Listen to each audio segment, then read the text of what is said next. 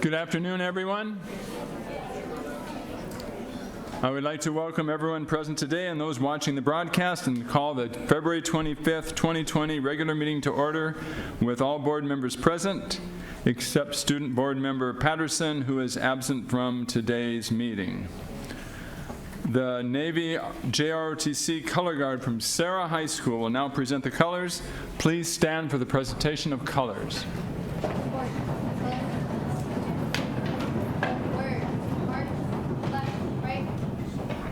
Left, right, left, color guard, hold, order, colors, ready, cut, left, face, reset, colors, ready, cut. I pledge allegiance to the flag of the United States of America and to the republic for which it stands, one nation, under God, indivisible, with liberty and justice for all. Read, colors, ready, cut, order, colors, ready, cut, right, colors,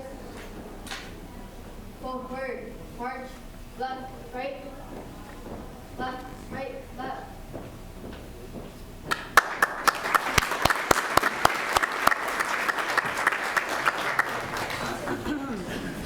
Thank you, JROTC Color Guard from Sarah High School. I would like a motion to adopt today's agenda with Section I, the Superintendent's consent agenda, to be considered next following the adoption of the agenda, and item H2, resolution in the matter of authorizing and directing the issuance and sale of not to exceed $95 million of general obligation refunding bonds of Sandy Unified School District, approving forms of and authorizing execution and delivery of a bond purchase contract, a paying agent agreement, one or more escrow agreements, a disclosure dissemination agreement, a fiscal agent agreement, and an official statement for said bonds, and authorizing the execution of necessary documents to said bonds to be considered immediately following Section C, the student presentations. Is there such a motion? So moved. Okay, moved. Second. And seconded. Okay. Please, first of all, let me ask if there were, no, we're not to the consent agenda yet. Okay, that's just the objection.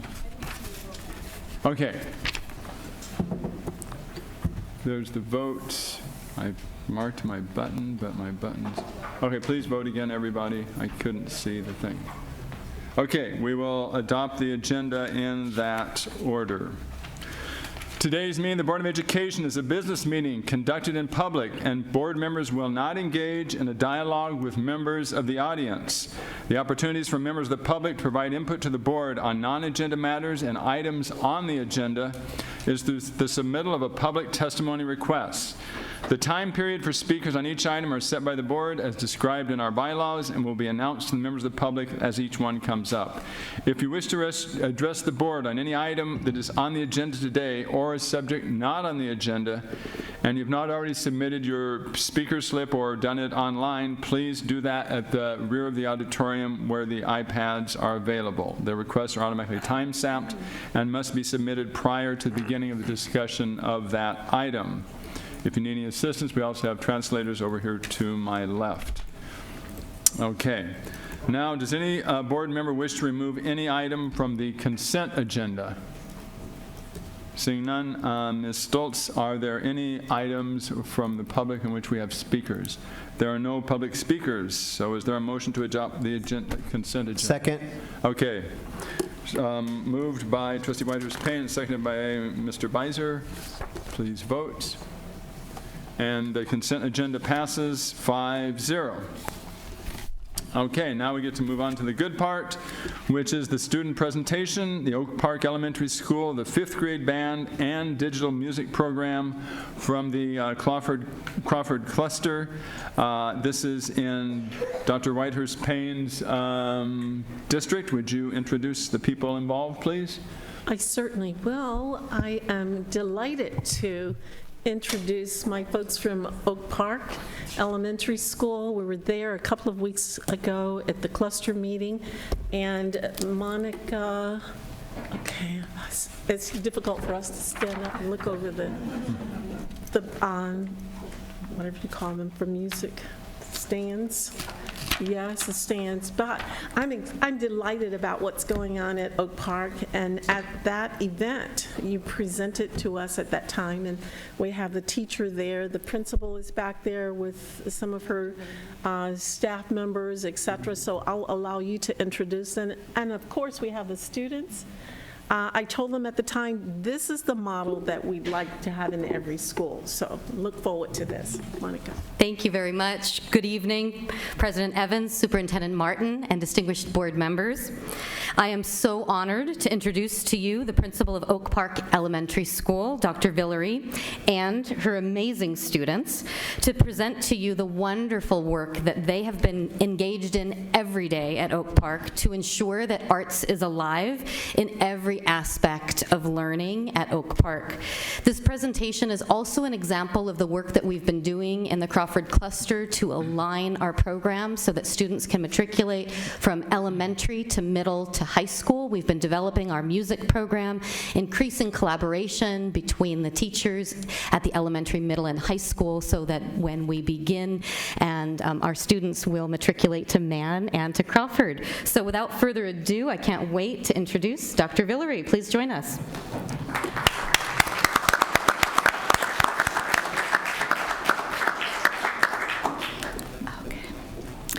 Thank you so much to our wonderful Board of Education members, Superintendent Martin, our area superintendent, Monica Hazel, district leaders, our wonderful VAPA department leaders and partners, and the Oak Park music staff, teaching staff, and of course our students, and we would not be as successful as we are without our parents. So thank you. We're honored to be invited and are excited to show you a little bit of our program and how music has supported students in being successful in many areas. Our students receive music curriculum TK through 5th grade, and we provide all instruments to students free of charge while they attend our school. Thank you again for this invitation, and feel free to visit and come and go on a tour of our wonderful school so you could see how awesome it is. I'd like to now introduce you to the Oak Park Elementary ASB President, Ms. Christina Vu.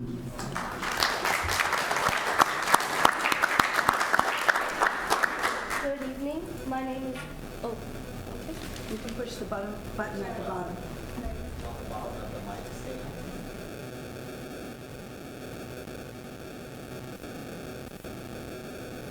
Here's the other mic then.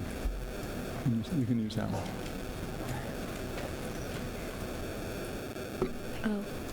Good evening. My name is Christina Vu, the ASB president at Oak Park Elementary. I am in 5th grade, and I've received about 9 awards during my 6 years at Oak Park. My favorite subject is math and English. I'm in the 5th grade band, and I play the flute. I've learned a lot at Oak Park academically and physically and mentally, of course. I learned to love myself the way I am, and I love going to school every day, and I love being able to learn something new and being able to see my friends, my teachers, and other staff members. I would like to say thank you to our principal, Dr. Villery, our vice principal, Ms. Curtis, Mrs. D, our counselor, Mr. Wilson, our resource teacher, Mr. Lyons, our band teacher, and last but not least, our ASB advisors for helping other students and I at Oak Park grow and become student leaders. Why music? Music provides students with many extra benefits. Teamwork, dedication, self-discipline, and responsibilities prepare a child for a successful future in any profession he or she may choose. A large body of research shows that music students are among the academically strongest in their schools and score higher on the SAT than any other students. Most colleges and universities now look for more than good grades and on a child's transcript. They want all well-rounded students that have been able to accomplish more than just textbooks knowledge. Schools that have music programs have significantly higher graduation rates than do those without programs. In addition, those that rate their programs as excellent or very good have an even higher graduation rate. Schools that have music programs have higher attendance rates than do those without programs. And that's all. Thank you. I now present to you the 5th grade band. Okay, let's go down.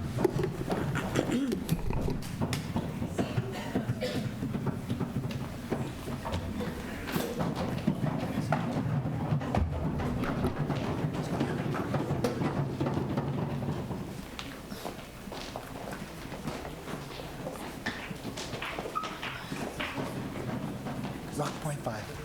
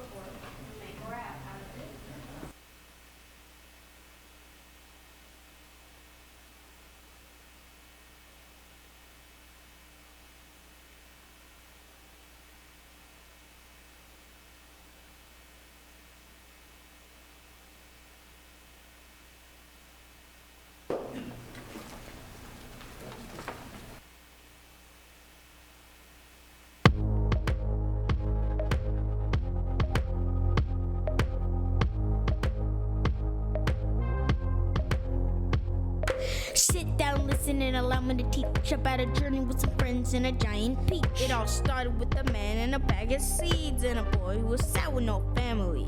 See, his parents just died one tragic day. Now he had to do everything his auntie said. Even though they were mean, they let him stay at their house where he had to work every day. But James met a guy he gave him a gift, some magical seeds, and he stumbled and tripped. The seeds fell down, low into the ground. The bugs ate them up and swallowed them down. Then they all grew big, out of reach. See, this is the story of the giant peach. So the peach grew big instantly, the biggest peach ever in history.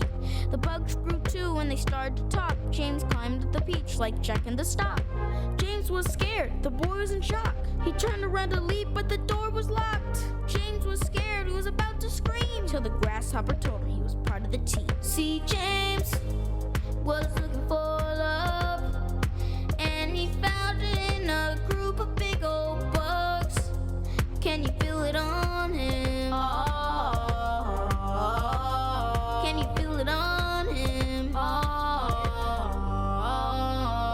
Journey out in the beach, just let me roll. Journey in the ocean. Journey in the ocean. Journey in the ocean. Journey out in the beach, just let me roll. Journey in the ocean. Journey in the ocean. Journey in the ocean.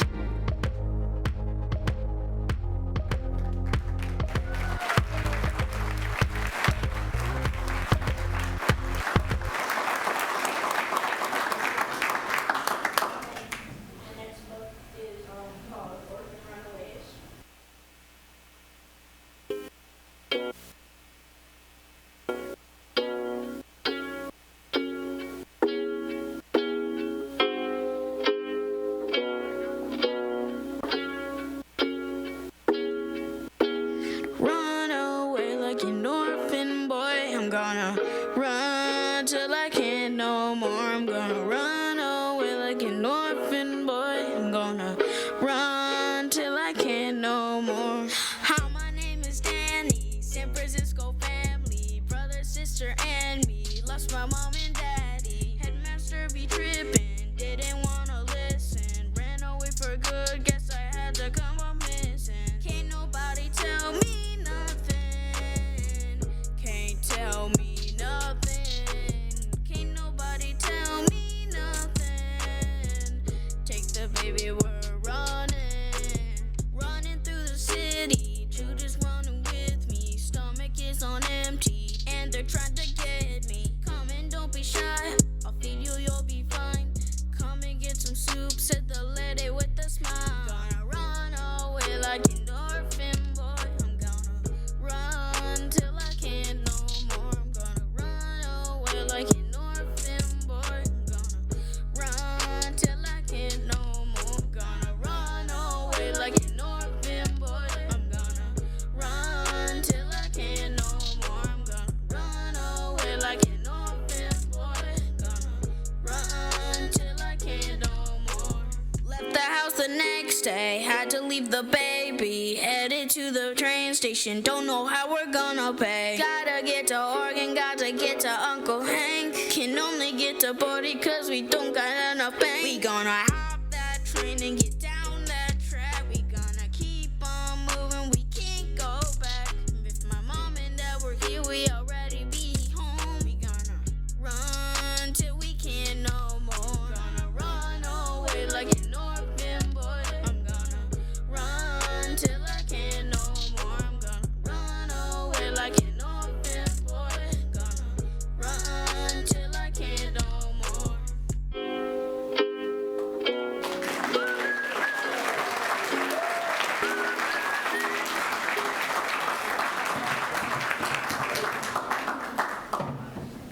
Isn't that awesome? He plays trumpet too, so you can do it all. All right, I got one more for you.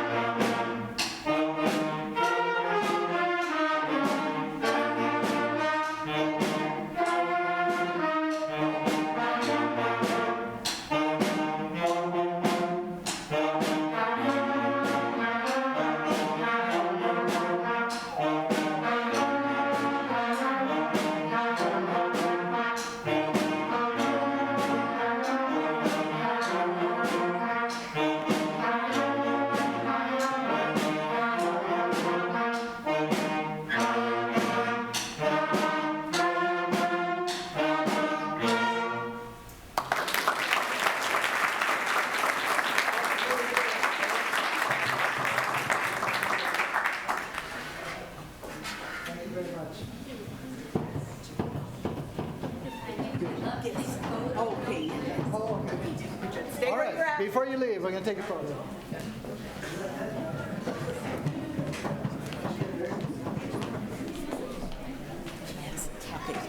Yes. Okay. While we're getting ready for the photo, I just wanted to share just a little bit about the VAPA grant that we received. Actually, Mr. Stepp, one of our awesome parents right here, assisted Mr. Lyons in writing the grant. And we want to thank Russ Sperling, wherever he's at. Oh, thank you so much. Russ and the VAPA Foundation provided our students now 2 years in a row with a grant to support our digital music program. And so Joshua was able to perform with that, and we're excited to continue with music. So thank you so much.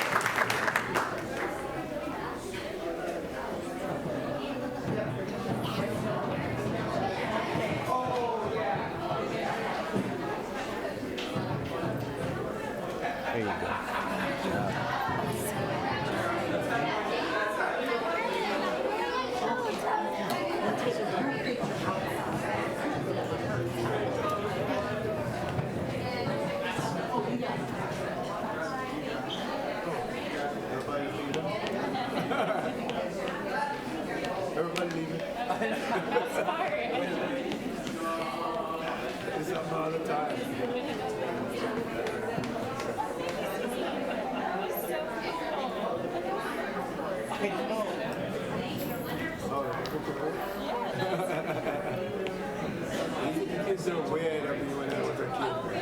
It was so shy.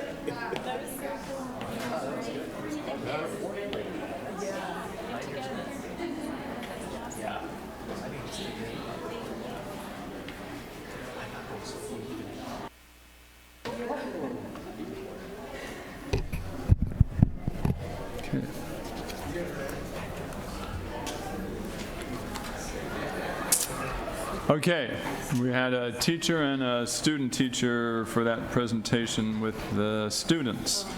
We will now move on to item C2. This is the proclamation in honor of Reverend George Walker Smith. First, I would like a motion on this item. Moved by Trustee Whitehurst-Payne and seconded by Mr. Barrera. And now, Dr. Whitehurst-Payne, would you like to present this item? Is his daughter Carolyn here now?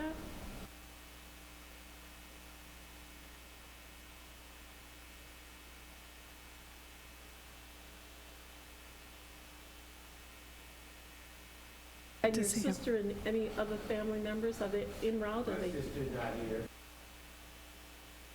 She said she was coming. Okay. I don't want her to miss it. I'm representing the Smith family. Okay, thank you. Thank you for being here. Thank you. Thank you. Let's see. How do you begin to talk about such an icon in this city, in this county, or in this nation? I'd like to first of all acknowledge you for being here. This is his oldest child, his son, Tony Smith. And I know that others are en route because Carolyn Smith told me that she wanted her nephews and nieces to come, so they've got to be on their way. But let me just talk a little bit about Reverend Smith. He was a pillar in this community. And I want to just say he was what I would call a foundational person. He established a solid foundation for those of us who would come after him. What do I mean by that?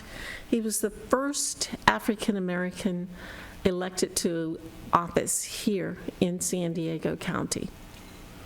And that's saying a lot. Since then, people like Supervisor Leon Williams, who was also a council member, he came after him. Assemblywoman Dr. Shirley Weber, who was a school board member and also is now in the assembly, she stands on his back. Dr. Dorothy Smith, who was also a former school board member, she stands on his back. And then we had, believe it or not, Judge Joe Littlejohn started out as a school board member here in San Diego Unified, and he went on to become a judge in the city. We had Miss Sheila Jackson, Mrs. Marnie Foster, and I'd like to also mention Ed Lopez, because he also was a school board member who followed in the footsteps of District E, which Reverend George Walker Smith was a part of. And then all of the council members, because subsequently we've had other African-American board council members to serve this city. That includes our current member, Montgomery, Monica Montgomery, Murda Cole before that, Tony Young, George Stevens, Willie Jones, Wes Pratt, and just all of them stand on Reverend George Walker Smith's back, because as you all know here, we have at least 400,000 or 500,000 people who vote either for or against us. And he won 4 times because he was a member for 4 terms. So he was a pretty strong person, and definitely I stand on his shoulders. Together we say thank you. Thank you to the family for allowing him to participate, because as board members, you all know, you're gone a lot of the times, and it's a 7-day of the week, 24 hours a day job. You could get a call at 6 o'clock in the morning or one at 10 o'clock at night. So we all know that this is a job that he had to take time away from his family, and we say thank you to you. Some folks in society think that they got where they are simply because of their skills, knowledge, and abilities, their SKA, as HR folks would like to say. But the fact remains that there had to be a pioneer. And our students all know about folks like Rosa Parks and Martin Luther King. But the question is, do they know about people like Reverend George Walker Smith, who was right here in San Diego, paving the way, making a difference in this city and in this county? They had to pay a price for that. And I just want to say thank you. Recently, during one of my visits, I asked him the question about diversity. I said, how did you get the district to diversify itself? And he told me the story about how he sat down with the superintendent and they worked out a plan so that eventually they would have diversity in this district. And it was a fascinating story to tell him how it came about that folks like me came into this district, because when he came in, there were very few employees. It was an anomaly to have an employee, much less a board member. He paved the way by working with the superintendent to ensure that that happened. And then he didn't just stop there. He started the Catfish Club, and a lot of you have heard about the Catfish Club. How many of you here attended one of the Catfish Club meetings? Yes, we all ate some catfish there with him at the Catfish Club, and there was a lot of dialogue that occurred there. He wanted to stimulate conversation about what was going on in the community and in the political arena. And one of the things that he's noted for is the fact that civility seemed to be sadly lacking when we elected President Barack Obama to the presidency. He was very troubled about the lack of civility. And as a result, he worked with folks from USD and from the community college with Dr. Constance Carroll, et cetera. And he started civility conferences at the Peace and Justice Center there at USG. And now we're still doing it. In fact, I think one of the conferences is coming up soon.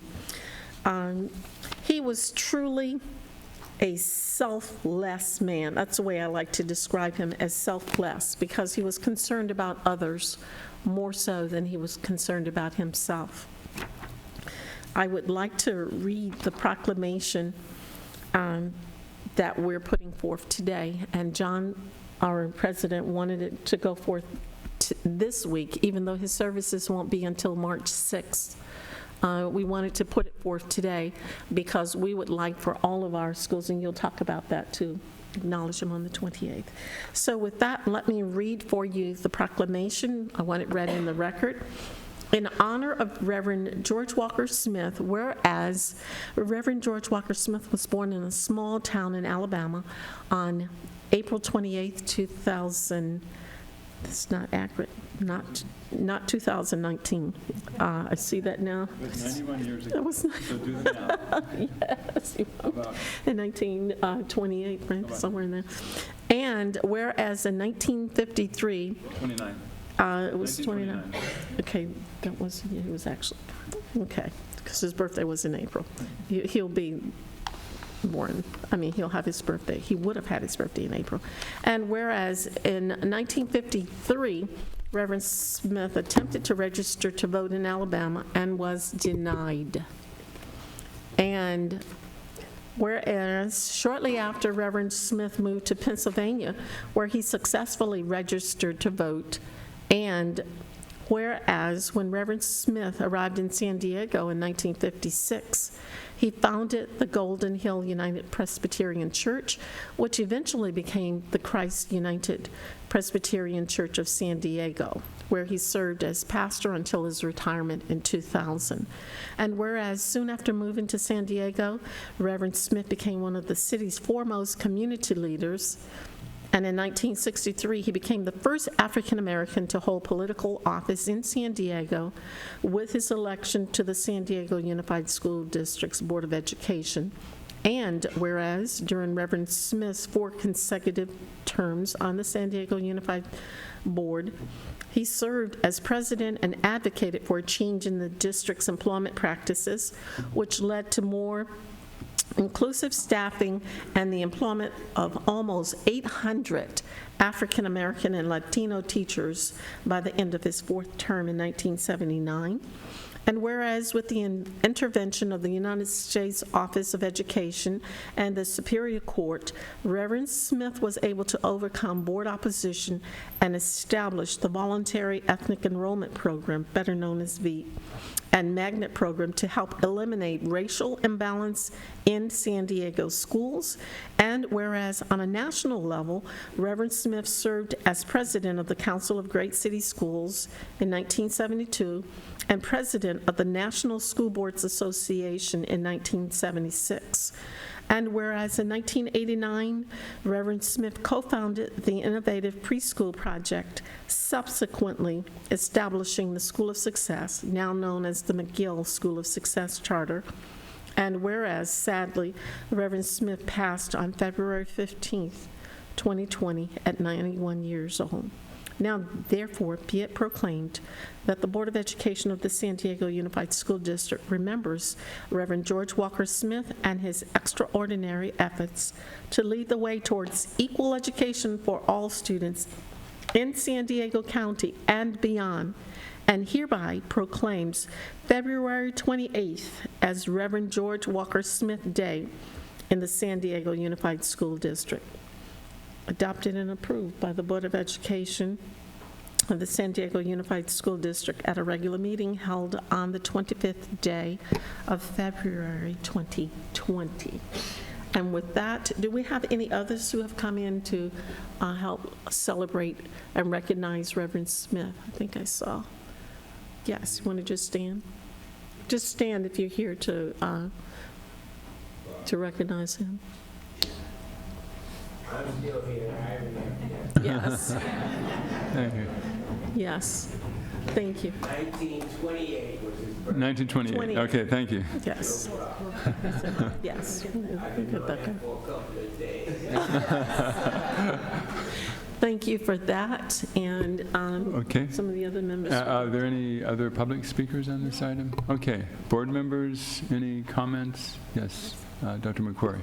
Yeah, it's a thrill to acknowledge a local hero, someone who I met at the Catfish Club for the very first time, and was attended a number of his birthdays parties that he held, and always had a warm voice with his expertise came through very loud and clear, and I am a much better board member because of my contact and conversations that I had with Reverend Smith.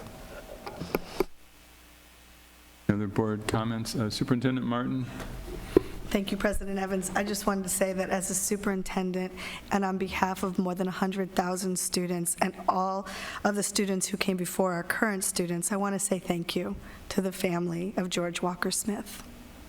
Every one of us here tonight is privileged to work in a school system that he helped to create. Thanks to his vision, we work in a school system that is more just and more compassionate. We are the keepers of his noble legacy, and I know we all approach that responsibility with reverence, for his legacy is a sacred thing to each and every one of us. Thank you. Thank you. Thank you. I too went to Reverend Smith for advice when I decided to run for the school board, and I was kind of curious. One of the questions I asked is, why are you registered as a Republican? And he said, well, when I went to register in the South, the Southern Democrats would not let him register. And so when he moved north to seminary in Pennsylvania, he went down and registered as a Republican, and he remained a Republican for the rest of his life. I believe he was registered. Certainly was bipartisan in terms of his civility and working with people from all political backgrounds, and doesn't hesitate to speak up about the things that were important to him. And as has been mentioned too, the people that have followed in his footsteps is noteworthy. That 3 African-American women with doctorate degrees have followed him on the Board of Education, Dr. Dorothy Smith, Dr. Shirley Weber, and Dr. Sharon Whitehurst Payne. And it's also noteworthy, as we said in the resolution, that not only did he show a lot of leadership in San Diego, but in the entire nation in terms of the Council of Great City Schools, being the leader of that, and also the National School Boards Association. So he was involved on all levels. And as it says at the end of the proclamation, is that we are designating February 28th, the last school day of Black History Month, as George Walker Smith Day. So as we honor lots of people in history, we hope that our teachers in San Diego will pay particular attention on that day to Reverend George Walker Smith. So at this point, would you like to present first of all, would we please vote on this motion, which passes unanimously 5-0, and we can now present the proclamation. If it behooves the board, just a moment. As our school district grows and changes, from time to time we open up new schools, and I would like to make a motion that the Board of Education recommend George Walker Smith to be one of the names on the top of the list for consideration when there comes a new school in our district that may be deserving of this kind of a name. I second it, and maybe even change some of these. Yeah, and maybe George Walker Smith Elementary School, Middle School, or High School replace a name of somebody that we decide that we want to change. Right. So Okay. that's my motion. That's motion and seconded to place his name in serious consideration for a future naming of a school. Without any further discussion, please vote on that motion. Okay, we are now ready to proceed that way, and now we want to present the proclamation.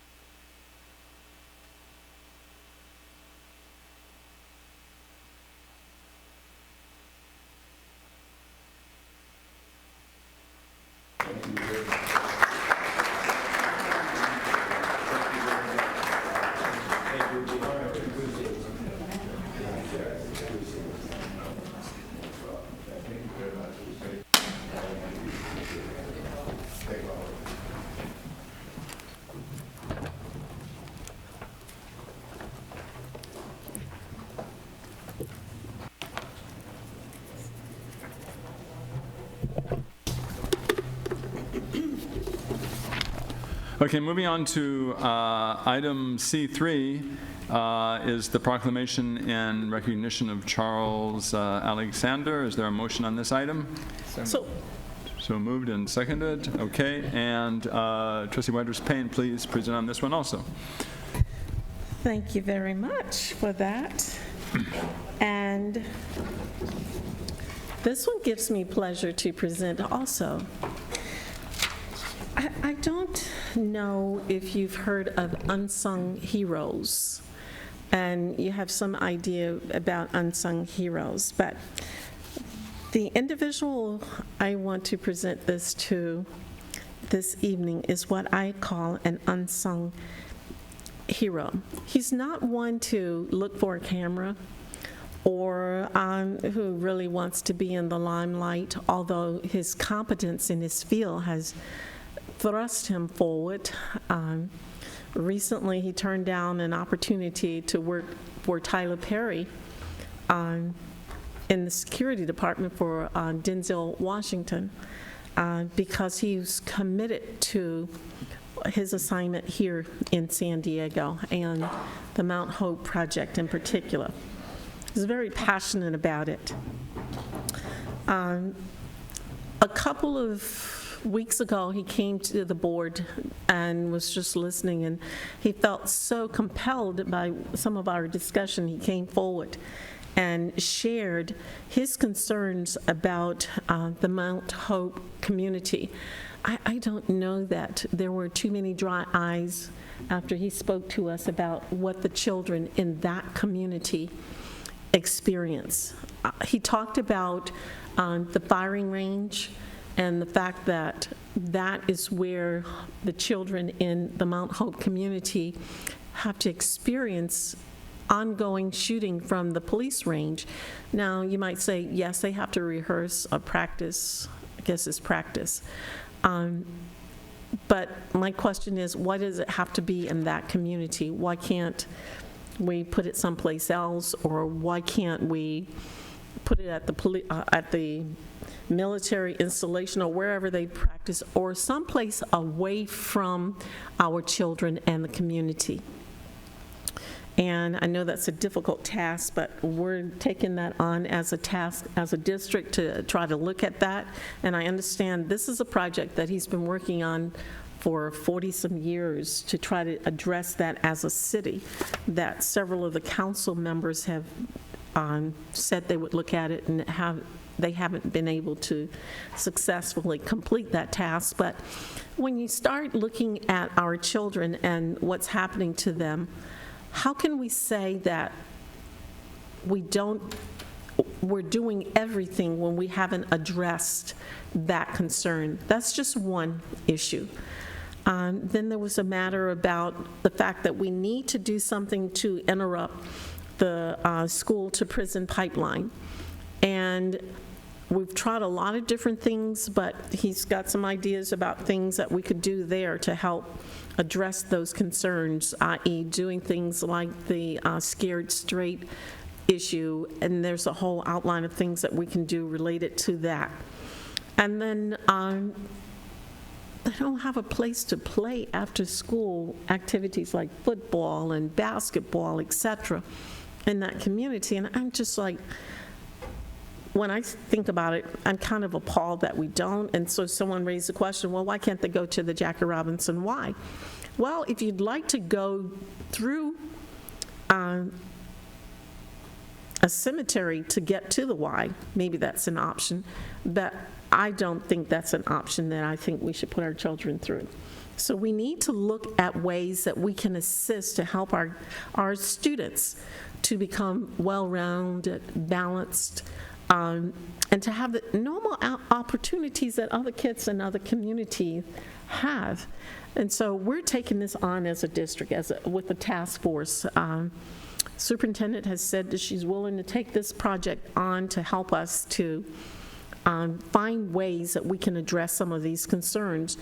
And some of them will go beyond even the school district and engage the county. They have mental health support. Then we need to bring it to our schools. If our children need that support, We shouldn't have to supply it as a district. If the county is paying for those services, let's bring it in to help our children.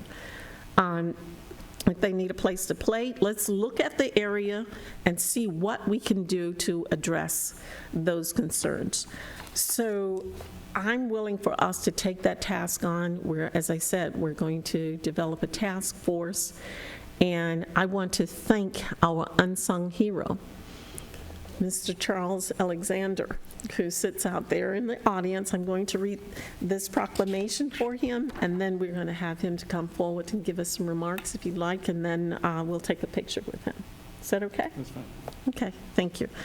In recognition of Charles Alexander, Community Outreach Director, whereas Charles Alexander was born and raised in San Diego and is most proud of his two children, Osiris and Cheria. I know I messed their names up, sorry about that. And whereas Mr. Alexander is the Director of Outreach for I Am My Brother's Keeper, and whereas over the years, Mr. Alexander has dedicated his time to a variety of community organizations, such as Compassion Project, Black Men United, Together We Build, and Overcoming Gangs, and whereas Mr. Alexander is also responsible for several initiatives through I Am My Brother's Keeper, such as Every Day is Mother's Day, mentoring and tutoring at local elementary schools, and a weekly free food program that is responsible for feeding families throughout the community. And whereas in the summer of 2013, after many years of petitioning City Hall, Mr. Alexander successfully convinced officials to bring summer food programs to the Mount Hope community. And whereas Mr. Alexander's hard work resulted in being awarded the Urban League's 40 Under 40, an award given to young leaders who are playing critical roles within San Diego County. And whereas Mr. Alexander has been featured in 2 local award-winning documentaries about the trauma faced by the children in the Mount Hope community and ways to address it. The featured students attend Choyas Meade, Horton, and Porter Elementary Schools, Millennial Tech and Knox Middle Schools, and Lincoln High School. And whereas additionally, Mr. Alexander recently completed his own documentary, 100 Reasons Why Black Women Should Accept the Black Man's Apology, as well as authoring a best-selling children's book entitled We Are Our Ancestors' Keeper. Now, therefore, be it proclaimed that the Board of Education of the San Diego Unified School District is honored to recognize Charles Alexander's many years of service and commitment to improving the lives of children and families in our local communities. This was approved and adopted by the Board of Education of the San Diego Unified School District at a regular meeting held on the 25th day of February 2020. And with that, yield it over to you. Board members, are you ready to vote on this item? Okay, please vote. Okay, that proclamation passes unanimously, 5-0. And Thank you, and now we'll Mr. invite Alexander him to up come to make forward. some remarks so you can get to know who he is.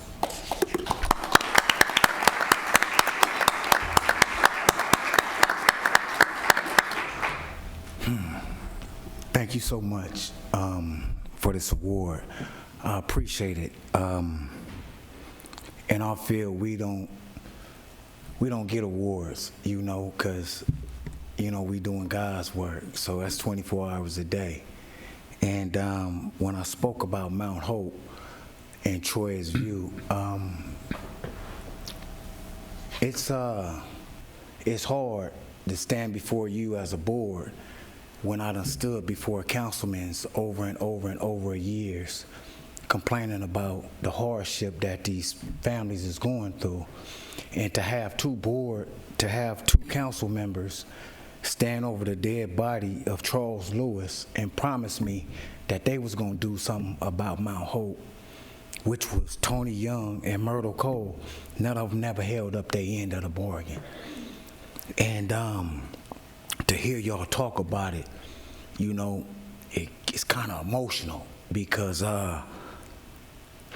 when I turned down that job in Atlanta, a lot of people told me, you turning down a job to help San Diego racist system, school board. And we trained not to let somebody else dictate the outcome of how we move. And I couldn't let how other people think about this board dictate how I moved and how I want to support you. This weekend, we had Savior's Day. We had thousands of people from the Nation of Islam in Detroit. I sacrificed that trip to stay home and write up this piece for you about Mount Hope, along with a couple of your staff members, so you can have this, because I don't want it to be one of them on deaf ears again, because it's not just the children in Mount Hope that don't have no park, no gym or recreation facilities or none of that. They wake up and go to sleep to gunfire. But you also got to understand, we got about 1/3 of Horton Elementary students that's homeless. And when you ain't got nowhere to go, when you come home from school or don't got nowhere to eat or nothing in that community to provide support, it's hard. Like I said, I got 40 names on my back written in blood.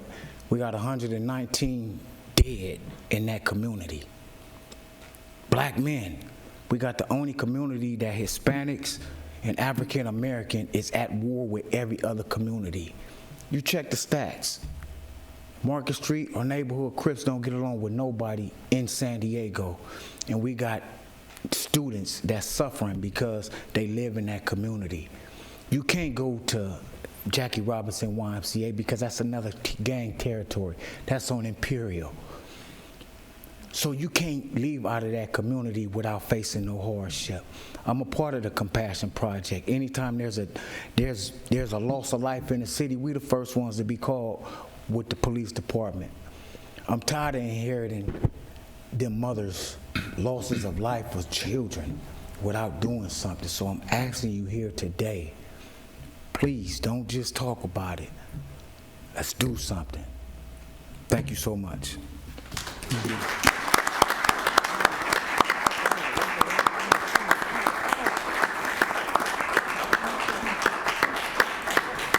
I want to take a picture with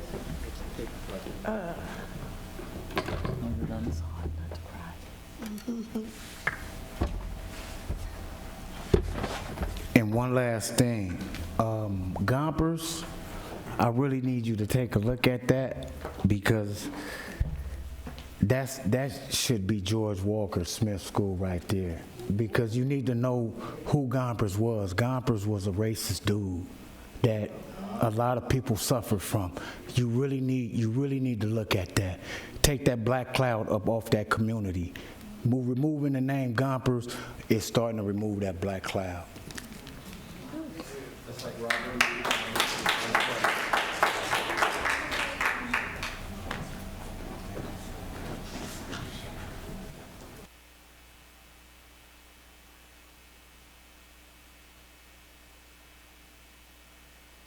Brothers with me. Brothers and sisters. Yeah. Come on, Bianca.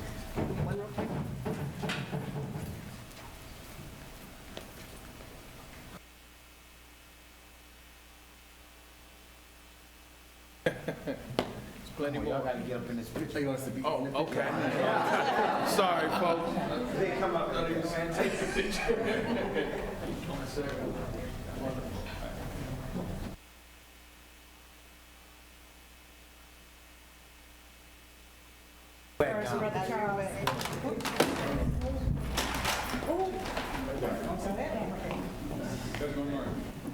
Can he get down a few? Yeah, I think it's right here. You get down right here.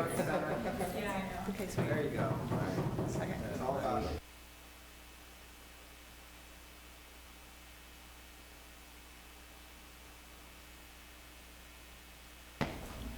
okay, thank you. Thank you.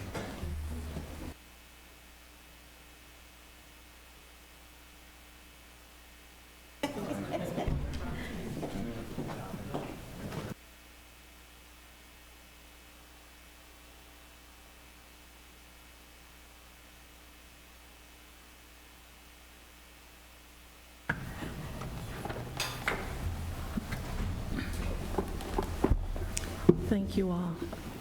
Thank you.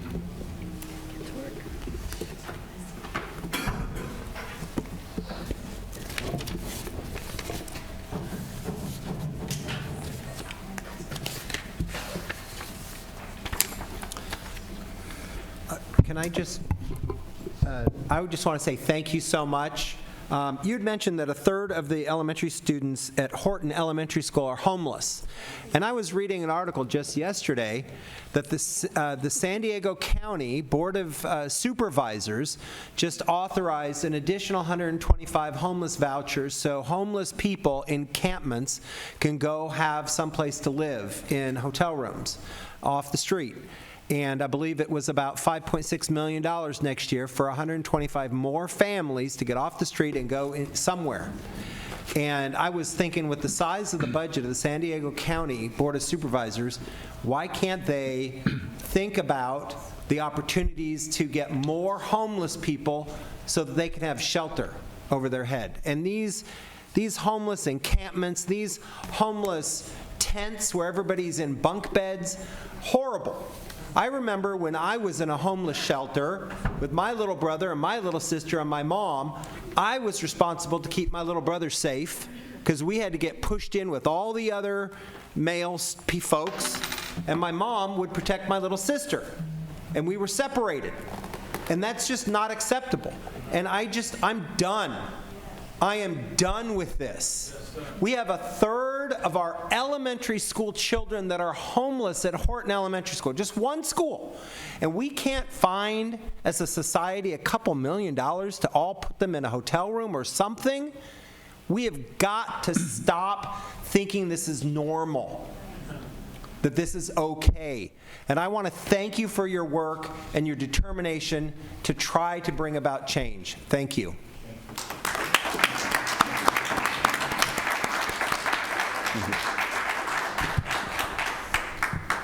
Thank you. Okay, we're now going to move on to item H2, which is the resolution in the matter of authorizing and directing the issuance and sale of the general obligation refunding bonds that we referred to before. I'll move item H2. Okay, we have a motion on item H2, and there is a second. I'd like to ask the superintendent, and if you could also to present this item, and potentially Mr. Young also, Sure. a synopsis of what we're doing. Sure. Thank you, Dr. Evans. The district financing team has identified a bond refunding opportunity. So with this action tonight, the board will approve refunding Prop S capital appreciation bonds to current interest bonds. The outstanding bonds bear interest rates at 5.18% to 5.58%. In the current market environment, the district can issue bonds at rates of 2.41 to 2.91%. This can result in savings of present value of over $21.8 million. So with the board approval tonight, the district team will price the refunding on March 11th and close by the end of March. Refunding bonds are taxable advance refunding bonds because of federal tax law change that eliminated the ability to issue tax-exempt advance refunding bonds. And I know Mr. Young might have a late-breaking update on the amount that these bonds will save us, if you wanted to ask. Okay, yes, Mr. Young, if you please come forward and give us a synopsis of what's going on and what's the latest news in terms of this. Just one comment, in terms of terminology for everybody, we're talking about refunding bonds. I think most of us, the way we relate to it in our personal finances, it's a refinancing of the bonds. Refunding sounds a little different to me, like we're getting all the money back. But we have found a way to refinance, just as people know in their personal finances that there are ways to save money when you find more favorable interest rates and so forth. Great. Well, I'll make this relatively short. A couple things about this refinancing is, many of you are aware, Prop S has been challenged over the years in terms of capacity. We've had to issue capital appreciation bonds over the years. One of the significant things that's going to be going on with these refunding bonds will be replacing capital appreciation bonds with current interest bonds. Additionally, by refinancing, it's going to create capacity. So on a going forward basis, it looks like our new money Prop S issuances will be current interest bonds as well. And the late-breaking news that the superintendent wanted me to share with you is that slide we put together was as of Friday. In terms of the present value savings, with what's happened in the market the last 2 days, that present value savings has increased to over $25 million.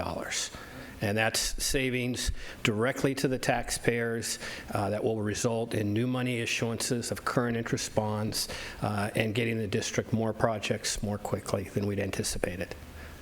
Love that good news. Thank you, Mr. Gunn. Thank you very much. As you can see, I've already voted yes on it. Okay, I cannot hit the yes button fast enough. This is absolutely the right thing to do on so many levels. Thank you to the bond council and the staff for putting this together and allowing us the opportunity to take advantage of it. Thank you. You do have one speaker on this item. Pardon me? You have one speaker on this item. We have one speaker on this item. Okay, let's Citizen. listen to a citizen. Go ahead. 3 minutes. So citizens need to understand that they're paying so much more money on this credit card that San Diego Unified has taken out year after year after year. We still have Prop MM from probably 12 years ago. These debts aren't going to be paid off for decades, and these debts that you guys are putting on the people of San Diego are debts that our children and our grandchildren are going to be paying for. When I look at property taxes right now, somebody that just bought a home for $600,000 is paying $100 more a month for a mortgage payment because of the amount of money that you people keep borrowing. And I'm not very impressed with some of the projects that you guys have pushed through.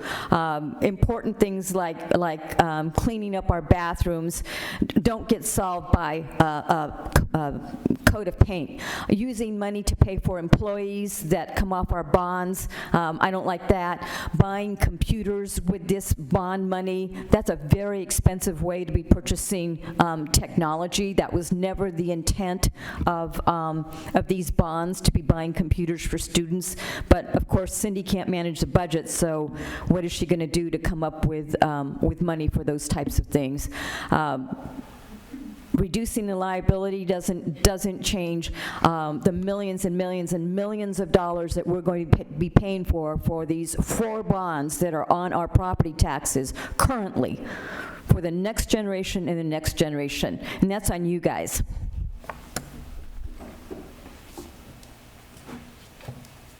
Okay, we will move on to item D1. Excuse me, I'm sorry. Please vote on this item. We've all pushed the button, and that passes 5-0.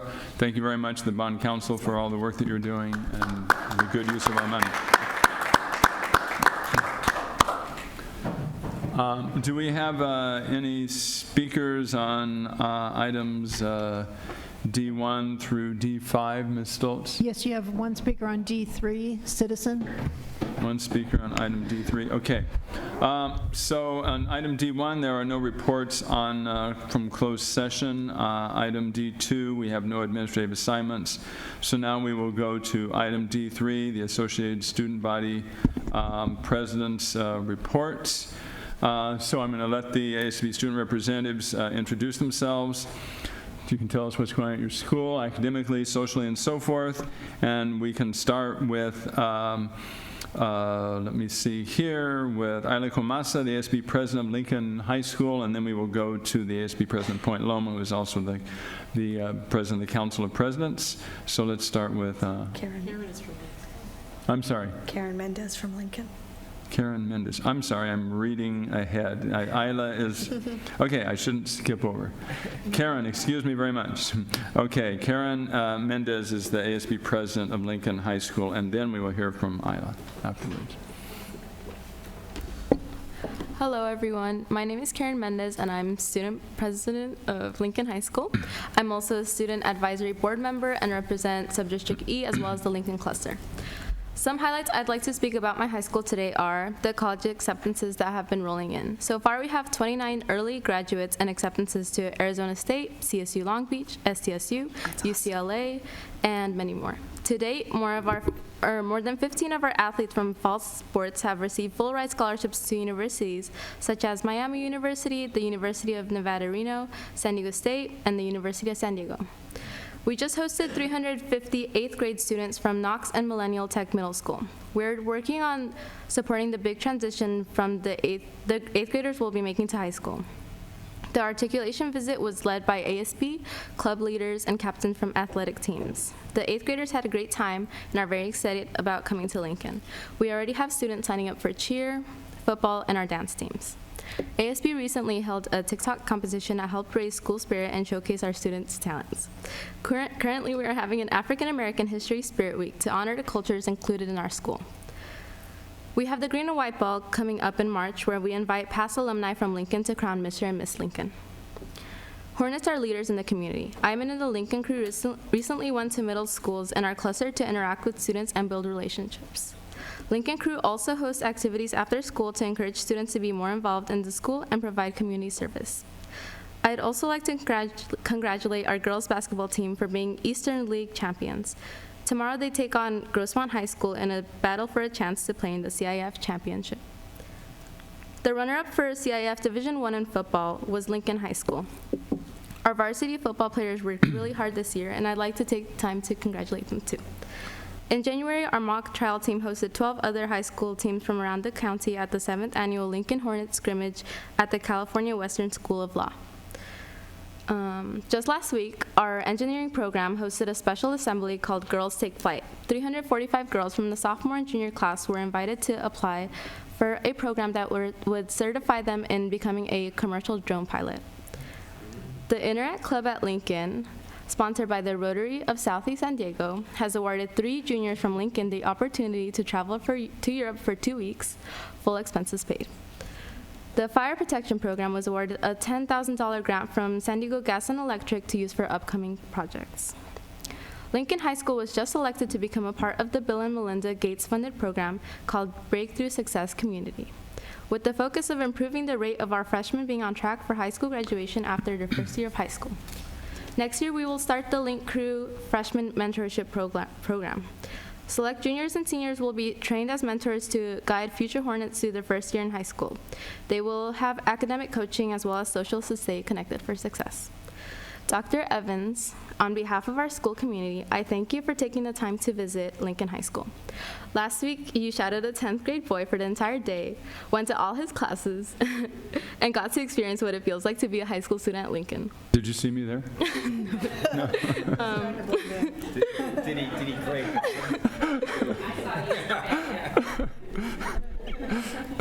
Okay. I hope your experience was a positive one, just like mine is. Unfortunately, the media and people inside and outside of the community have negative things to say. Many of these things are untrue and unfair. Those of us at Lincoln who go to school there love our school and depend on the adults in the community to lift us up, support us, affirm us, have high expectations for us, and say positive things about us. I appreciate the opportunity to have a seat at the table and proudly represent Lincoln High School. Thank you.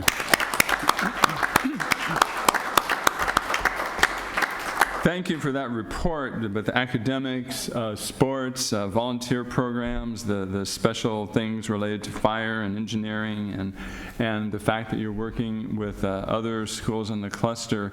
It just makes me wonder, is there anything that goes on at high schools, any good thing that's going on at high schools that's not going on at Lincoln? Sounds like there's a lot of really good programs there, so thank you very much for that report. Karen Mendez, I got your name right, okay. And now for Isla from Point Loma and the Council of Presidents. So first for my Point Loma report, 2 weeks ago, I believe we had our blood drive, which was our second one for this year. And we have another one coming up. And both of our blood drives this year, we've exceeded our goals, which is something that we've been working on the last few years in ASB because we had a little bit of a lower participation.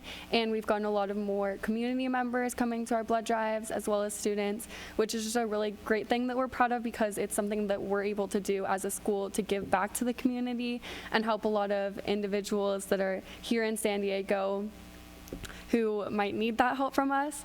And we also had our newest building on campus. We're under construction right now. We had our topping off ceremony yesterday for the last beam to be placed, which was a really exciting thing. I know Dr. McQuarrie was there and some other familiar faces from the district. So that was a very exciting thing for current and future students at Point Loma to kind of see the progression that's going on with that. And we're all really excited for that building to be finished, and then as well as the rest of our site modernization to continue. Unfortunately, I won't be there, but I'm excited to go back and visit and see all of the great improvements at Point Loma.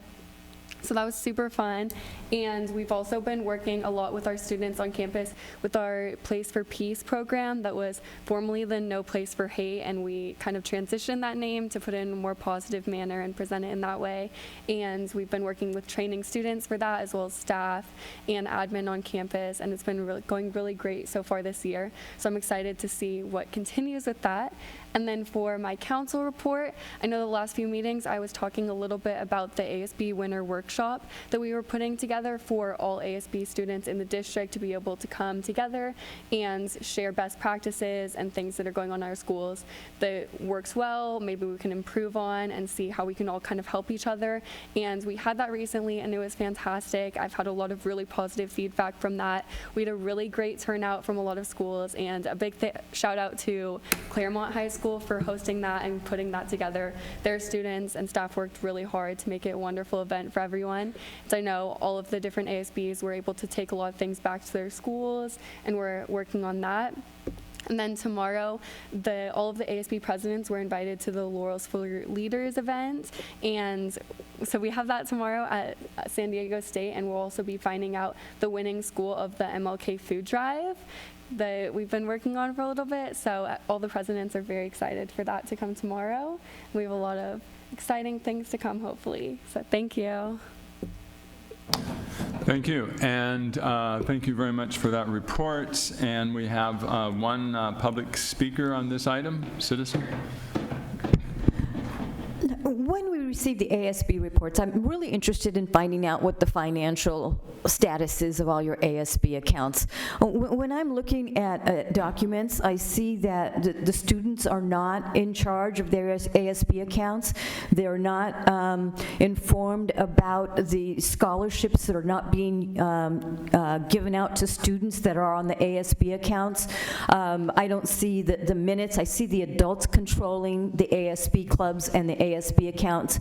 There are tens of thousands of dollars of ASB funds that have never been spent, and it carries over year after year after year. So I would really like to see, especially the Council of ASB Presidents, look at the finances and ask questions about why there are tens of thousands of dollars that belong to the students that are being controlled by principals and ASB advisors and not being used by the students that raised those funds. Okay. We will now move on to item D4, the Superintendent Information Report. Thank you, President Evans. This week we have two important reminders on how important neighborhood schools are and how they're the heart of every community. Yesterday, we welcomed the new principal into what is soon going to become our first pilot school in the district. We're working together with families from Mountain View community to create this pilot school because, frankly, they came to us and asked us to support their vision. So we did. Their neighborhood school was closing. The board of their charter school had voted to shut it down. They asked us to support their vision for a small school based on their philosophy, constructivist learning, with an emphasis on whole child education, inclusion, and social justice. We've been working together with the families at this school ever since they approached us on this matter. I'm very grateful to many district staff who've worked very hard, including over the winter break, to support these families in their transition that happened very quickly from a December timeline to the opening of school.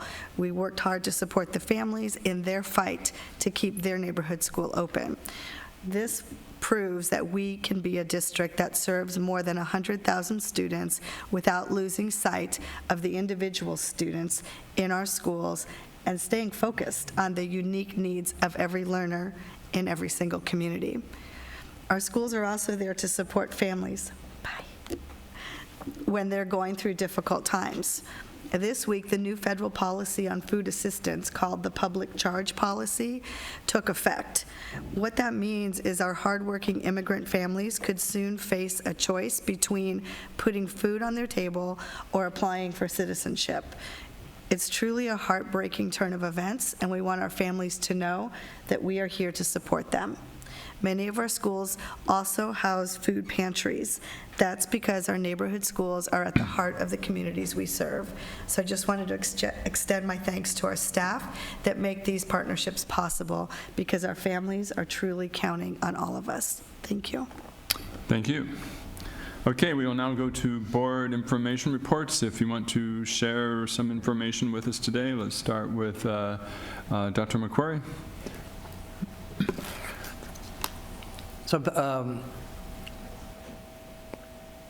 I hope we have a video. I'm not sure if that's ready to roll. Cool. But it highlights a building trade practice of placing American flag on the beam, which is then raised to the top, to the highest point of a structure. And we've been doing this at our schools, that we were doing major modernization, and I wanted to feature the topping ceremony that we held at Wilson Middle School earlier in the week, and Isla mentioned it, that we did the topping ceremony at Point Loma High School. So it's an exciting event when the stakeholders and the building industry, the contractors, the general contractors, subcontractors, and people from our team, Lee Dulgeroff and the facilities planning and construction team were there. We've got principals, members of the community, and students, and Isla was there to give her point of view and speak from the students as to the importance of a building at the Point Loma High School and the impact it will have with them in the future. And I just also want to acknowledge Isla as being hopefully a future Berkeley. Go Bears, and hope to see you there. So if we could take a look at what the topping of the beam ceremony looks like at Wilson Middle School in the Hoover cluster.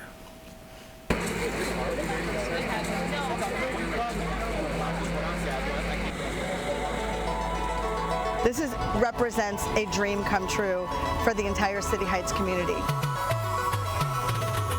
They call us out and we have to we just write our stuff, our names, and then we just help out and present the new school at the building. We just had our final beam topped off. I'm just so happy that I was able to be here for so long, to be able to witness one of the major, like they said, this is the biggest project that they had in the history of City Heights.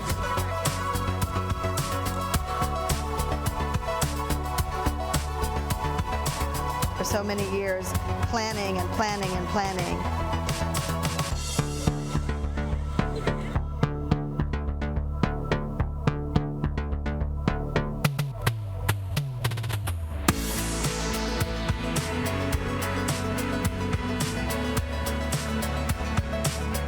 We're really excited just to have such a new, beautiful facility that really sort of will enhance the educational process, because who doesn't like to be in a new location? As the former principal of Central Elementary, I've been watching this project. We always say to the students to believe in the power and the beauty of your dreams, that one day, somehow, some way, your dreams really do come true. So to see the Central kids here today with the Wilson kids watching the real manifestation of the dreams is just everything to me. Excited about the walls. The walls look way newer because we just built them, and our walls are over here a little bit just they're off color, I guess. It'll be better for the future students. No disrespect to our old school, but it was an older school. When you experience yourself something in such a positive environment, it tends to be contagious towards your attitude.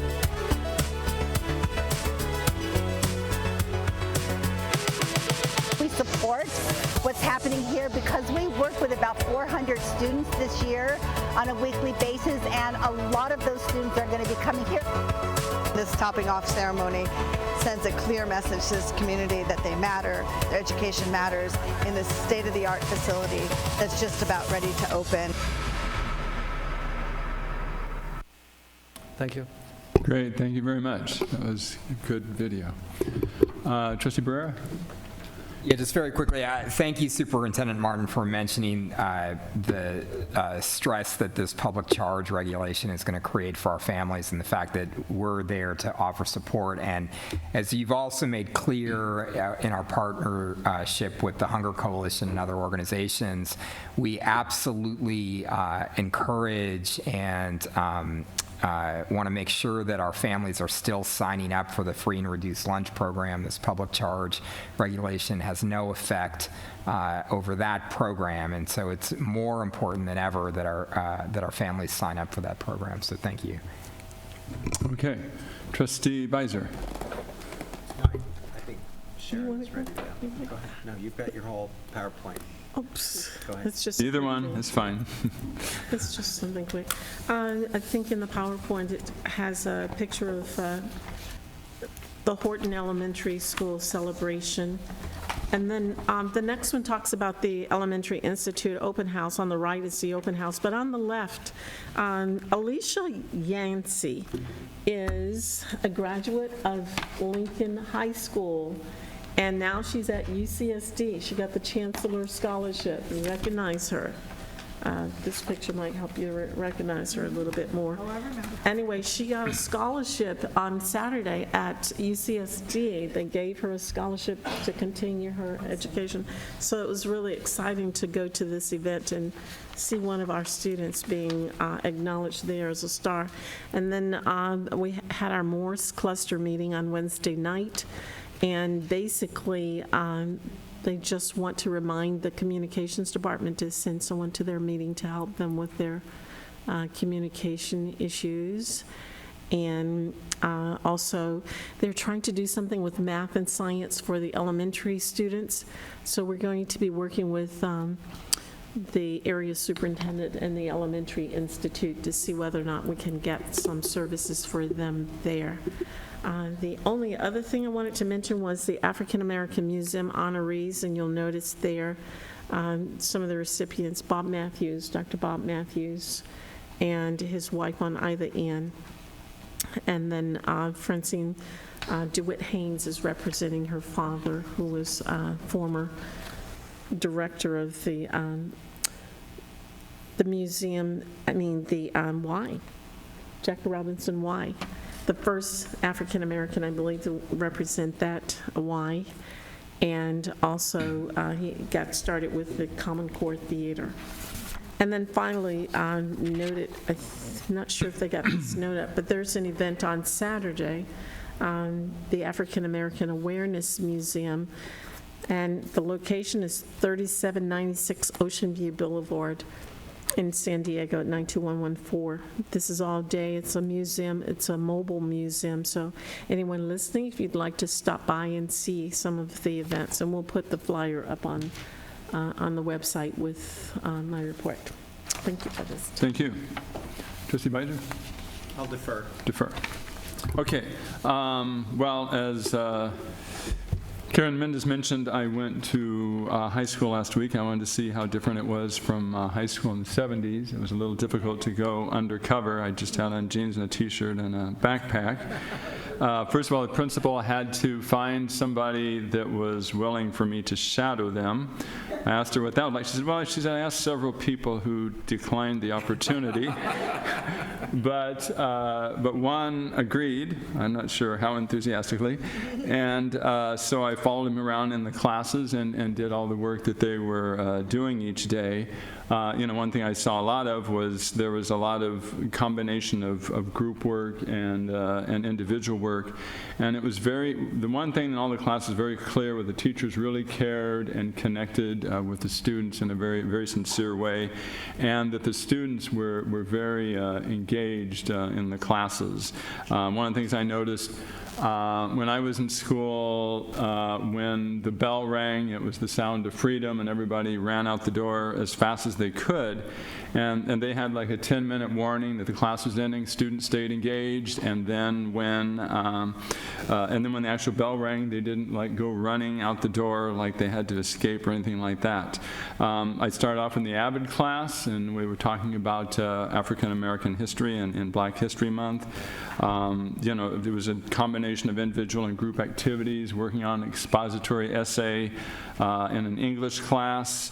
And then I got to the math class, which was, the topic of the day was division of polynomials, if you remember what a polynomial is. The teacher did a great job of explaining how it was done, and I followed along closely, and she had them work on it individually, work on it in a group, and then at the end a quiz, and I checked the teacher and I got the answer right, so I was very happy about that. And then it was lunchtime, lunchtime is always the hardest time of day for a new student as far as where do the cool people hang out. But it turns out that I was with a 10th grader who's a basketball player, so we went to the lounge where the basketball players hang out and watched videos to prepare for the game that night. They were going to be playing against UC High that night, so they wanted to watch them at another game. And as I told somebody else, in between talking about the game, they're also talking about what's the best way to invest in the stock market. So anyway, one of the things that was really noticeable was just walking across campus, which was pretty typical of any campus in the San Diego Unified School District in terms of at lunchtime. It was very calm and very orderly, but it was very nice to kind of visit the classes without being on some formal tour or something like that and being as invisible as I possibly could be.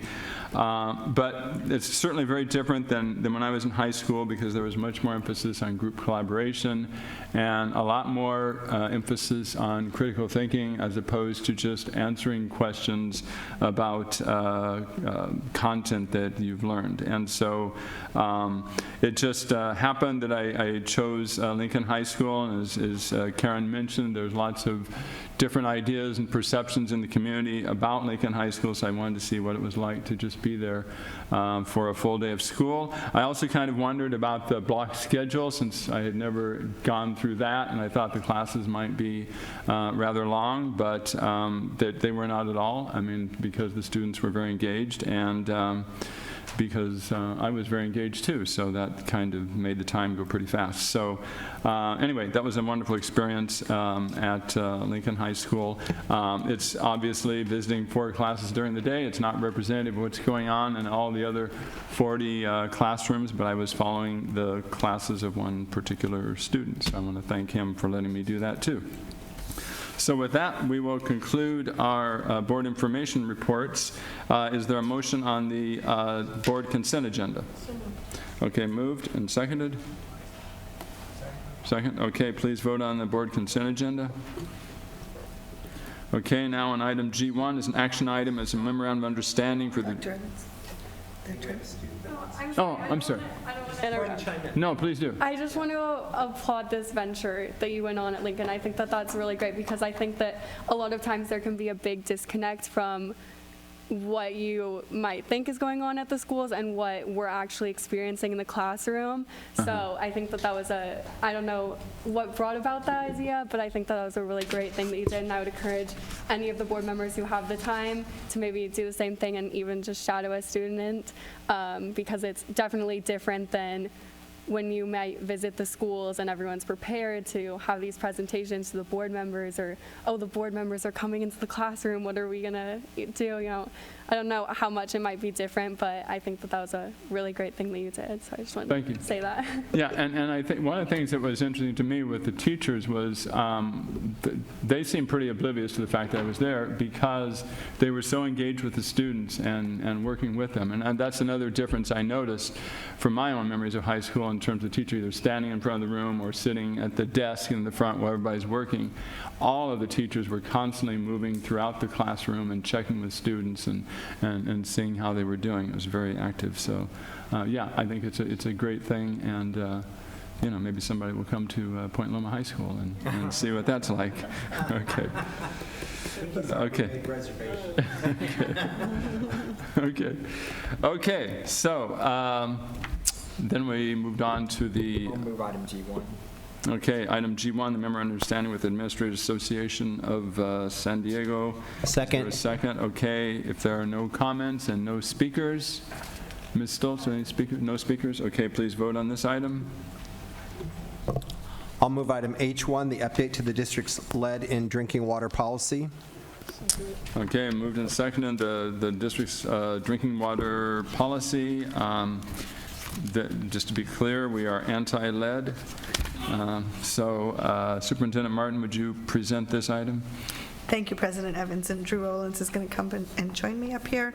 And while he's coming to the dais, this is staff coming back at the request of the board when we adopted the original policy around mitigating lead and the 5 parts per billion. You asked us to come back to a plan, with a plan for how to have our district go down to 1 part per billion. And so what you have tonight for action is our proposed plan for how to move to 1 part per billion across the district. And we were at Clay Elementary School this morning. It's nice to see the principal here. Thank you for hosting us this morning at your school, and along with the community who came out and the feedback that we got from the pilot. And what you'll hear tonight is our plan to go forward with this. And thank you to CalPERG and all of our partners who are here tonight. Okay. Mr. Owens. Good evening, trustees and Superintendent Martin. This evening, I'd like to provide a brief update on our efforts in our lead and drinking water program and request the board's approval of our plan for the future. Just a quick background. The Flint, Michigan crisis of 2015 elevated the nation's attention to lead in drinking water. The district, with the support of the City of San Diego, initiated testing in 2017 and has been working towards providing the highest quality water to our students and staff ever since. When the board established a threshold of 5 parts per billion lead in 2017, we're also directed to consider a goal of 1 part per billion and to return to the board. That, in essence, is why I'm here this evening. As a current status of attaining the district's goal of 5 parts per billion, we have it here, but I guess first let me remind you and provide some context. 5 parts per billion is 3 times more stringent than the national requirement established by the EPA. 5 parts per billion is the Food and Drug Administration allowable level of lead in bottled drinking water. So when we look at our district today, every drinking water outlet that tested above 5 parts per billion has been resolved. At any school site that through that initial sampling had a drinking water outlet test above 5 parts per billion, every drinking water outlet on that site was subsequently tested and remediated. With our testing, the proportions of the results for lead content remain similar to what was provided in our last update to the board in October of 2018. As you can see, our water quality is good, and the majority of tests revealed a lead content of less than 5 parts per billion, that 87%, the blue slice of the pie on the screen. However, we encountered 40 schools where through initial sampling that either the city or the district performed, we had at least one result that exceeded 5 parts per billion. For those 40 locations, again, every water outlet on the site was tested and remediated to below 5 parts per billion. Action was taken by one of 3 approaches, and it was individualized to be the most cost-effective response for each drinking water outlet. TPO made plumbing repairs and replaced components, or we installed point-of-use filters, or as a third option, and with the consent of the site administrator, removed the drinking fountain from service permanently. As we progressed through our testing, one of the things we learned was that out-of-the-way drinking fountain that had less use was the one that was likely to have the higher lead content. As I mentioned at the beginning of my presentation, we are requesting board approval of a plan going forward, a plan that intends to achieve a goal of less than 1 part per billion. The plan is to provide drinking water only through filtered water outlets, to replace some drinking fountains with hydration stations, which are a combination drinking fountain and bottle filling station, to remove the remaining drinking fountains, so ultimately we have fewer drinking water outlets, but of a higher quality, to test water after filter installation and to maintain a quality assurance water testing program into the future, and at the same time discontinue the whole site testing, as we know that 1 part per billion sets the bar very high. And finally, to state our policy. All drinking water outlets will provide filtered water that is expected to reduce lead in water content to below 1 part per billion. Through continued quality assurance, sampling of water, any water outlet that tests for lead content above 5 parts per billion will be immediately removed from service. As you can see in the statement, we're proposing a goal of 1 part per billion with an action level of 5 parts per billion. The reason for this is that we are measuring to a microscopic level with very sophisticated test procedures. The slightest variation in water quality, in sample handling and processing can move that result. With the filters we have already installed, we have had variances in the results. While most show non-detect, being below the detection range of the test method and equipment, but some actually tested above 1 part per billion. We believe and have experienced that filters are the most effective way to reduce lead to the levels we are trying to achieve. As we worked through our lead testing and developed our future approach, one of the biggest questions we wrestled with was the removal of drinking fountains from elementary classrooms. Thanks to Principal McAllison and the staff at Clay Elementary School, we piloted our concept by installing 4 hydration stations at the school and then securing the drinking fountains in the classrooms. We greatly appreciate their patience and cooperation with us. The pilot was successful, and Principal McAllison and her site's SDA rep, Ms. Tucker, are here this evening to give you their feedback directly during the public comment section. Beyond reducing the lead in drinking water, this program provides the added benefit of reducing single-use plastic bottles, which we continue to hear more and more interest in that from our students. And with water being more portable, encourages hydration throughout the school day. We developed a general plan for filtered drinking water to ensure we are capturing the entire site. While our primary method of providing drinking water to students is through our hydration stations, we want to make sure filtered water is available throughout the campus. We'll install filters in the kitchen for food preparation, in the nurses and health office, and in the teacher's lounge and workroom. We expect through this process, the district will move from about 10,000 drinking fountains to about 2,000 filtered hydration stations. As mentioned in the previous slide, this is predominantly an in-house effort to be carried out by PPO staff. We have established a goal of being complete across the district by August 2024. As our knowledge and efficiency in converting a school site from drinking fountains to hydration station grows, we're confident we will beat this timeline. This continues to be a joint effort, both in determining our plan and carrying out the work. It crosses a number of district departments, as you can see up here. And I should point out I made an oversight, and when I'm developing this slide, the communications department should be listed, and they have been a strong member and a good teammate from the beginning. In the audience this evening is Ms. Megan Canwright of Forensic Analytical. She is our consultant industrial hygienist that has been working with us since we started this process in 2017. Additionally, CalPERG has been a supportive partner, and Laura Dehan, public health advocate from CalPERG, is here and will provide a statement during public testimony. Finally, I want to touch on some of the safety considerations and how we have worked up to this point and will work into the future. As you've heard, we have already addressed the schools with the highest chances of lead in drinking water as evidenced by initial sampling and have already taken them to a very conservative level of 5 parts per billion. And as we know, lead ingestion is most impactful to the youngest children. Our hydration station rollout plan will progress from elementary to middle to high schools. Thank you very much for this opportunity to provide information on our program and our proposed way ahead. Look forward to answering any questions you may have. Thank you. Okay, let's hear from the public speakers that we have.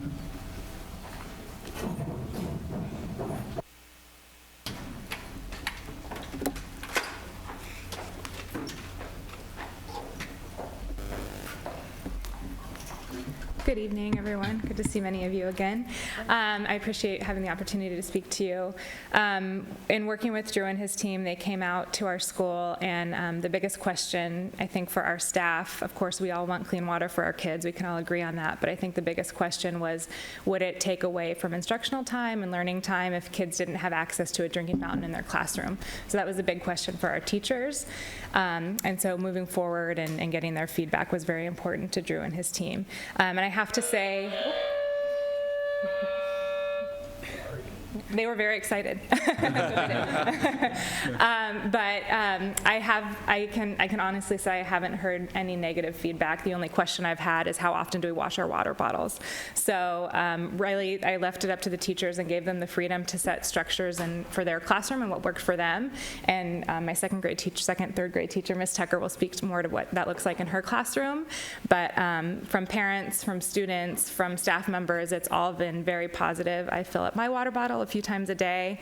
I think there's nothing negative about it, and as a principal, many of you know if you hear nothing, then that's a good thing. So so it was all good things. So I appreciate the opportunity to have been chosen as the pilot school for this program and support it moving forward. Thank you. Hi, I'm Barbara Tower. The first thing I'd have to say is the hydration stations gain confidence of parents. One of my greatest issues was having plastic bottles of water every day being purchased. We didn't know what bottle belonged to which kid. They didn't know what bottle was theirs.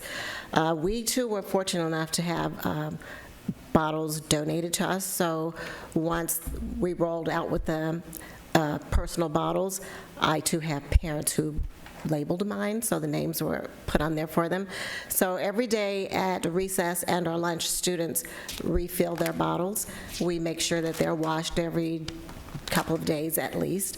And I now have all of my children with water every day. They're drinking water more. And in my classroom, I'm a bit more structured, but I have a shelf where everyone's bottle is. So anytime during the day that they need to get water, they just get up and get water. We're not running out and losing class time by running outside to go to drink water. And everything's right there for them any time of day. They are responsible for keeping their own bottles filled. Thank you. Hello, my name's Laura Dehan, and I work as the public health advocate with CalPERG, the statewide public interest advocacy organization. Thank you so much for your continued commitment to address this really critical issue. So as you know, CalPERG started working on this issue really in the aftermath of the tragedy that unfolded in Flint, Michigan, where we learned that drinking water could today be a vector for lead contamination and could be harming children's health. And that made us very concerned, and we wanted to look at whether it was an issue here in California. And unfortunately, we learned that lead has too often been included in the plumbing systems throughout history, right, since the time of the Romans or before that. And it's pretty insane that we still have lead in the plumbing in our own homes and in our own communities. And we were really appreciative for the leadership shown here by the San Diego Board of Education to really address this issue in a meaningful way back in 2017 when you adopted what was then the strongest standard anywhere in the country to get the lead out and to protect children. Lead is a highly toxic substance, and we know from quite recent research that even small amounts will cause very serious health impacts for our children, permanent, irreversible damage. And when you think about the societal cost of that, it's just heartbreaking. And for something that's so preventable, we can get the lead out of the drinking water, as you've demonstrated here. And it's remarkable to have such a strong example. I still get asked by schools and by legislators, is it even possible to get the lead all the way out? And we're so grateful to have an example shown here by San Diego Unified and demonstrated through the pilot at Clay Elementary that it is in fact possible by getting out the old fixtures, by replacing them with the new hydration stations, and by using lead-certified filters. It actually works. And now they have lead-free water at Clay Elementary, and we're very excited to see that model be expanded throughout the school district. So we're really hopeful that you'll approve that today, that plan, and we're hopeful that we'll be able to use that example throughout the state. A lot of other school districts are continuing to look to San Diego as an example, and we're hopeful that we can include this in case studies moving forward in our advocacy around the state and around the country. So thank you, and we urge a yes vote. Thank you. Are there any other public speakers? Okay, any board member comments? Trustee Beiser. I want to thank Superintendent Cindy Martin, whom without her leadership, this would not be happening. She personally met in 2017 with the mayor at the time to try to accelerate the testing of the schools, because the city administers the testing, and they said, oh, they could do it over a long period of time, and Superintendent Martin said that's not good enough. We need to test every school much faster. We need to know what schools have lead in their water, and so that we can fix it. And I remember sitting in her office when we were having this conversation during a board officers meeting, and then the other individual up on this dais that absolutely must be acknowledged through history, the leader of the Board of Education at the time that really said this is important to us was Richard Barrera. Trustee Barrera was the president of the Board of Education in 2017.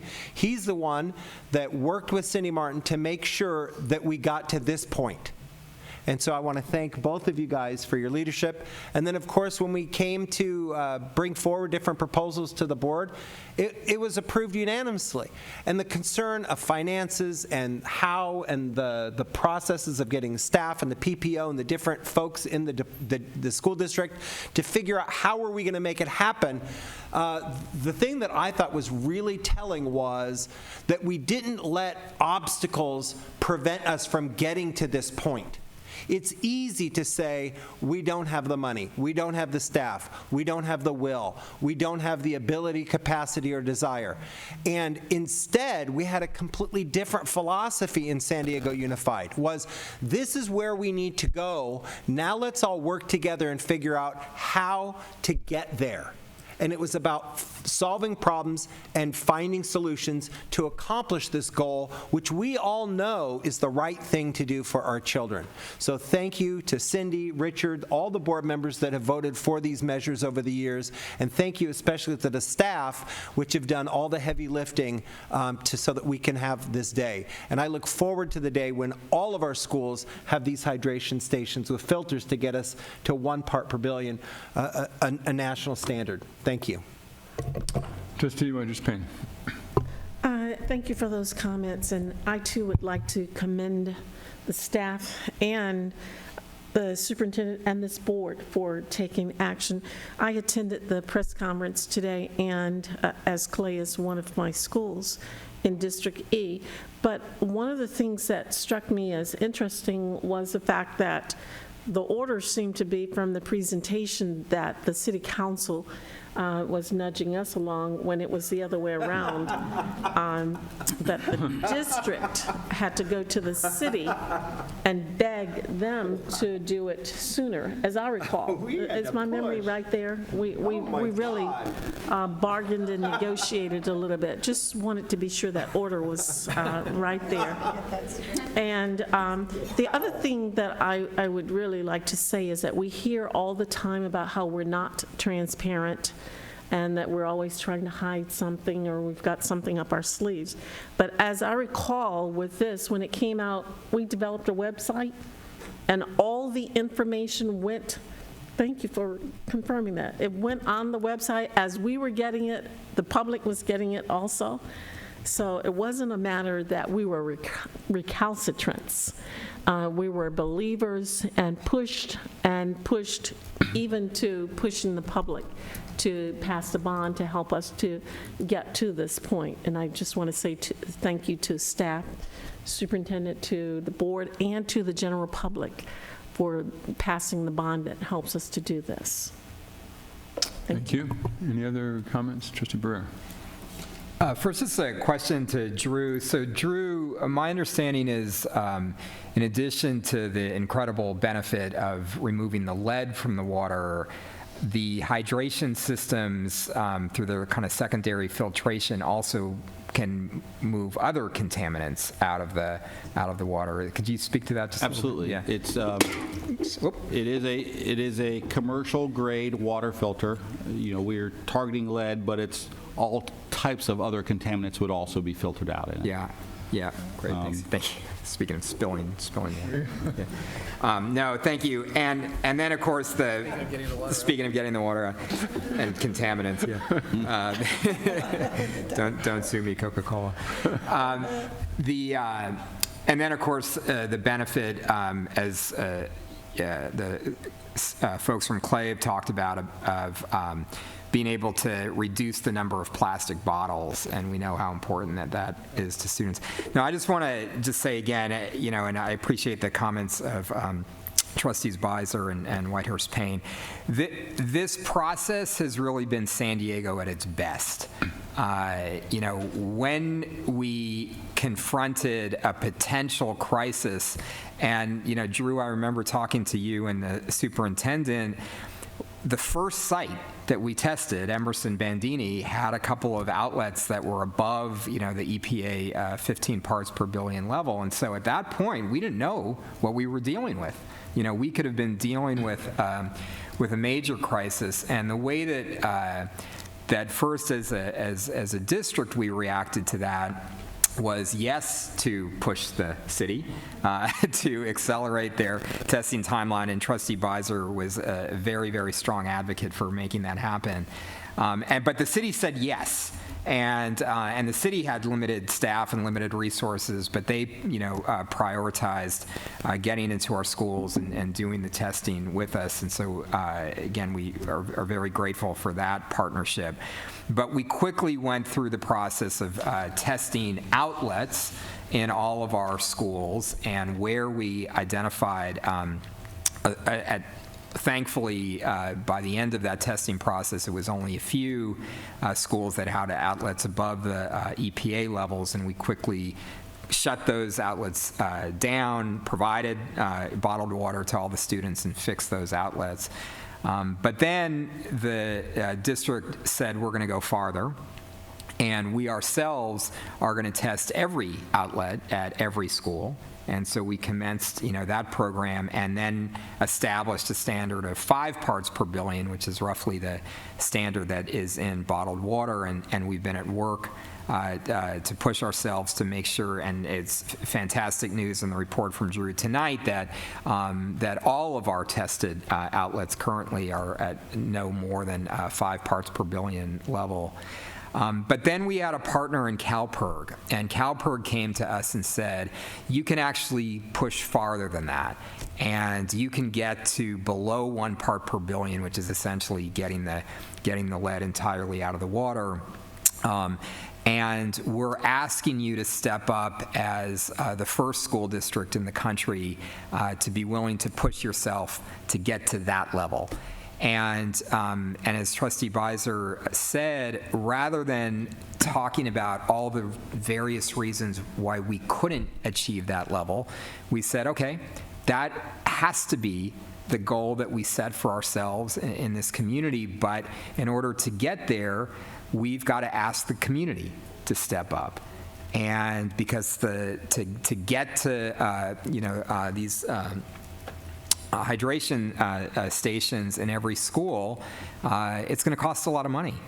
And so we went to the voters in 2018 in Prop YY, and we asked the voters to once again make a sacrifice for the sake of students and to invest in a large facilities program, but that included our ability to take all of our schools to this highest standard in the country, 1 part per billion, the safest drinking water possible anywhere in this country. And the voters overwhelmingly said yes. We are willing to dig into our own pockets and make sacrifice. 65% of voters voted to approve Prop YY. And because we've gone through this process of being incredibly transparent, and that is, the work of the entire team, Drew, the communications staff, everybody, working together within the district. Because whenever we confronted the possibility of an outlet needing to be fixed, we held a community meeting. We put information on the website. We quickly brought, parents and the community together to talk about where we were and what we were doing. And because we were willing to be open in our communication with the citizens of San Diego and say, we can achieve the highest level of safety and quality in drinking water, but it's going to require a measure where everybody's got to have to sacrifice a little bit for the sake of our kids. Because of all of that, we're here tonight able to move forward with this plan. And I think it is the best of us. It's a model for the way that we should work on every issue.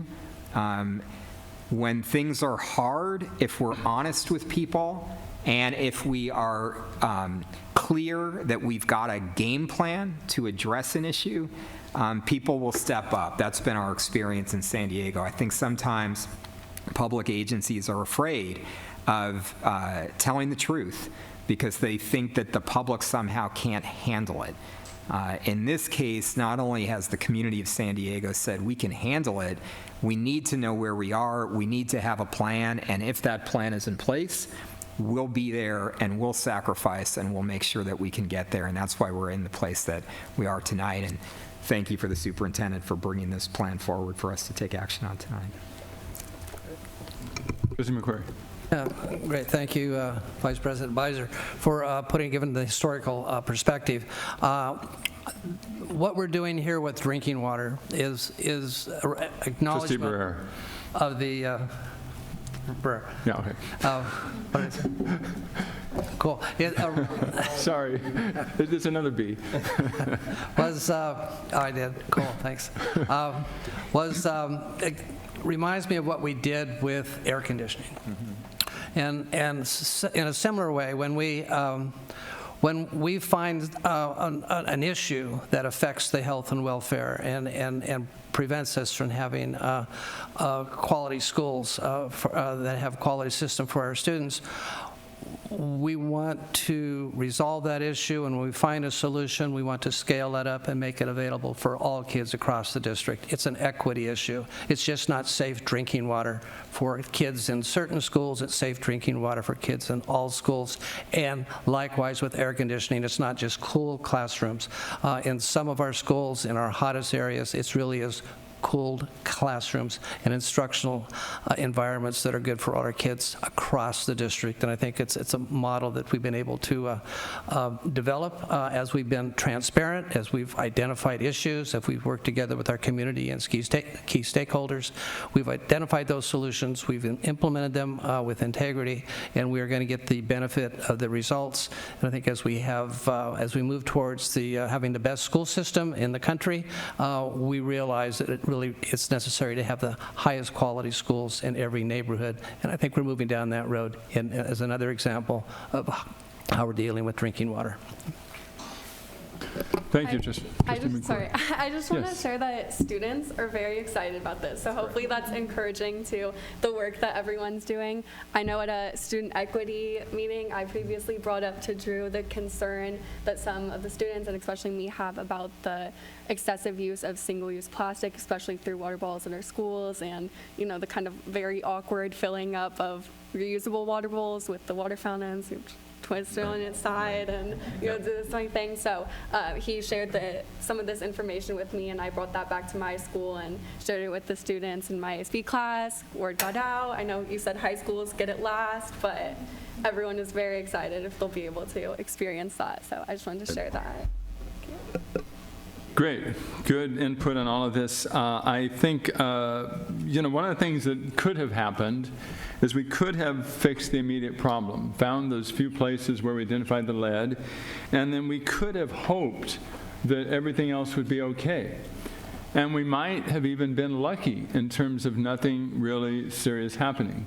But The problem is that the consequences of lead poisoning are so tragic and so disastrous, as we're going to see with a generation of kids in Flint, Michigan. And so this is a good example of where something that we might have tried to get away with not really paying attention to and hoping for the best, where we really took action. And, you know, we're talking about the health of the students and everybody, as well as the environment. And I noticed that here on the dais we have 2 plastic water bottles with trustees.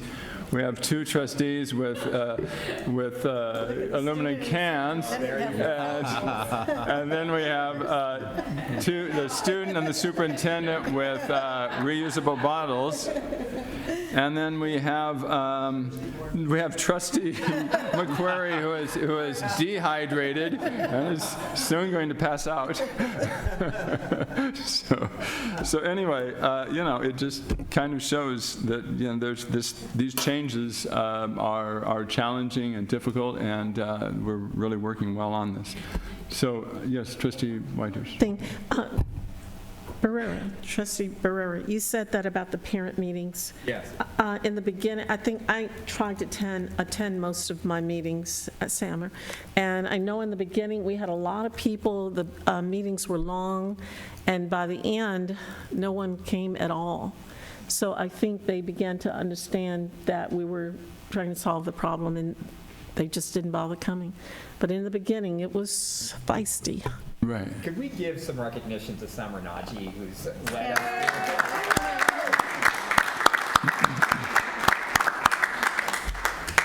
Yes, it's certainly been a team effort from top to bottom. Everybody's worked really hard. So let's vote on this item, approving the new proposal for increased or decreased lead in water and increased vigilance. Okay, thank you very much, Drew. That passes 5-0.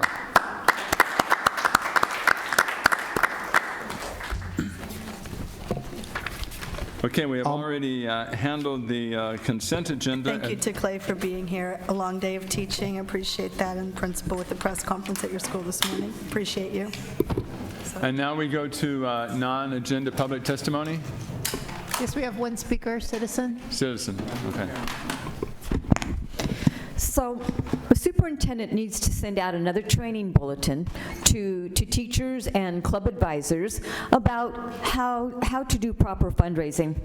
I'm seeing that students are being exploited by the adults and the teachers at the schools and using them as child labor. Let me give you an example. Mattress sale. So this guy's got a mattress company, and he tells the school, let's do a fundraiser.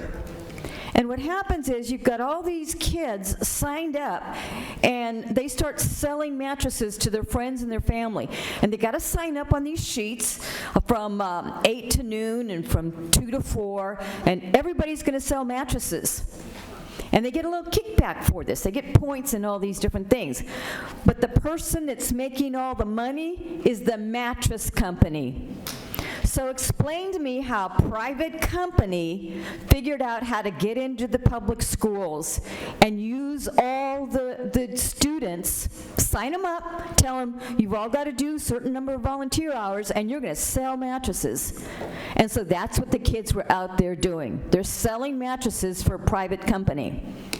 Or they're out there doing a cheer clinic for 4 days. They've got to be there at 7 o'clock in the morning to sign up. They have to babysit these little kids from 10 o'clock to 2 o'clock, and then they've got to break it all down and start all over again. And they do this day after day after day after day because the adults told them they have to do it.